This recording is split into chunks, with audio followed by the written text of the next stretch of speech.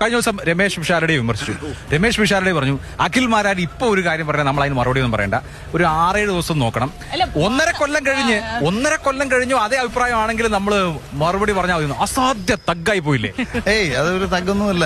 അതിന്റെ പ്രശ്നം എന്ന് വെച്ചാൽ പുള്ളിക്കിപ്പം ഭയങ്കര പേടിയായി തുടങ്ങി. അദ്ദേഹത്തെ വ്യക്തിപരമായിട്ട് ഒരിക്കലും പറയുകയായിരുന്നില്ല, മറിച്ച് അഖിൽ മാരാരുടെ സ്ഥാനാർത്ഥിത്വം മോശമാവുകയും അല്ലെങ്കിൽ 2020 മറ്റ് സിനിമാക്കാരുടെ സ്ഥാനാർത്ഥിത്വം മോശമാവുകയും രമേശ് പിഷാരടിയുടെ സ്ഥാനാർത്ഥിത്വം മഹത്വപൂർണ്ണമാവുകയും ചെയ്യുന്നു എന്ന് പറഞ്ഞ സമയത്ത് ആ കാര്യകാരണങ്ങൾ ഞാൻ വിശദീകരിക്കുകയായിരുന്നു. അല്ല, ആ കാര്യത്തിൽ ഇപ്പൊ ഒന്ന് കോൺഗ്രസ്സുകാരല്ലേ, കോൺഗ്രസിന് വേണ്ടി പ്രവർത്തിച്ചവരല്ലേ അവിടെ മത്സരിക്കേണ്ടത്? രമേശ് പിഷാരടിയോടെന്ന് ചോദിച്ചാൽ അങ്ങനെയാണ്. ഇപ്പൊ 2020 വേണ്ടി പ്രവർത്തിച്ചിട്ടല്ലോ അഖിൽ മാരാർ ഇവിടെ കാൻഡിഡേറ്റ് ആയത്.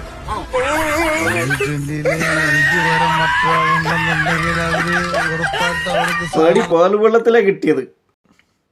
സത്യം പറയുകയാണെങ്കിലേ എനിക്ക് അഖിൽ മാരാറിനെ നല്ല ഇഷ്ടമായിരുന്നു. ഇവൻ്റെ നിലപാടും കാര്യങ്ങളൊക്കെ കേൾക്കുമ്പോൾ നല്ല ഇഷ്ടമായിരുന്നു. അപ്പോൾ ഞാൻ ഇവന് 2020 പോയി അതിലൂടെ BJPൻ്റെ സ്ഥാനാർത്ഥി എന്ന് വെച്ചപ്പോൾ ഞാൻ വിചാരിച്ചു ഓക്കെ ഒരാളെങ്കിലും ഇനി അതിനെക്കുറിച്ച് നല്ലത് പറയല്ലോ, അഖിൽ മാരാർ ചെന്നതുകൊണ്ട് ഓക്കെ ആവുമല്ലോ എന്ന്. പക്ഷെ ഇയാളേക്ക് കാലുത്തിയതിന് ശേഷം ഇയാൾ പറയുന്നത് ഇയാൾക്ക് തന്നെ എന്താണെന്ന് മനസ്സിലാവണില്ല. ഞാൻ അതിൻ്റെ മുന്നൊക്കെ അഖിൽ മാരാറാണ് ചിലപ്പോൾ ഇനി നിലപാടുകളൊക്കെ നോക്കിയാവും. നമ്മളെ കേരളത്തിൽ BJP ഒരു മോശമായ ഒരു ഇതാണ്, അല്ലെങ്കിൽ അന്തമില്ലാത്തവരാണ്, ബുദ്ധി ഇല്ലാത്തവരാണെന്ന് ചിന്തിക്കുന്ന ഒരു ടീംസ് ഉണ്ടല്ലോ. അവരുടെ ഇടയിലേക്ക് മാറ്റം കൊണ്ടുവരാൻ അഖിൽ മാരാറിന് കഴിയുമെന്ന് ഞാൻ വിചാരിച്ചു. പക്ഷേ BJPയിലേക്ക് ആരൊക്കെ കാലെടുത്ത് വെക്കുന്നു അവരൊക്കെ പിന്നെ പറയുന്നത് മണ്ടത്തരാണേ.